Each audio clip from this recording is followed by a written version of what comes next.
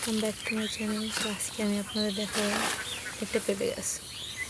তো গ্রামের সব থেকে মজার জিনিস কি, ফ্রেশ জিনিসটা পাওয়া যায়, মন চাইলে হাত দিয়ে তুলে ছেড়া যায়। এটা আমাদের পেঁপে গাছ, অনেকগুলো পেঁপে হয়েছে। তো আমি একটা পেঁপে কিন্তু ভেঙে দেখাইতেছি ঠিক কতটা ফ্রেশ, সেখান থেকে কষ পড়তেছে। তো রাইখা দিলাম। তো এখন পেঁপে গাছটা অবশ্য রাখবো না, সামনে কাটে ফেলবো। তো পেঁপে গাছটা দেখে একটা কথা মনে পড়তেছে, যে কথায় বলে না যে এভাবেও থাকা যায়। দেখেন ওর ছোটো একটা শাখা বেরিয়েছে, এখানেও কতগুলো পেঁপে আসছে। তো চাইলে কি না হয়, একটা গাছ সে তো পেঁপে দিচ্ছেই, তো সাইড থেকে একটা ছোট ডাল বেরিয়েছে, সেখানেও অনেকগুলো পেঁপে হয়েছে। তো একটা গাছের ইচ্ছা শক্তিটা দেখে আমাদেরও তো অনুপ্রাণিত হওয়া উচিত, যে চাইলে কি না হয়।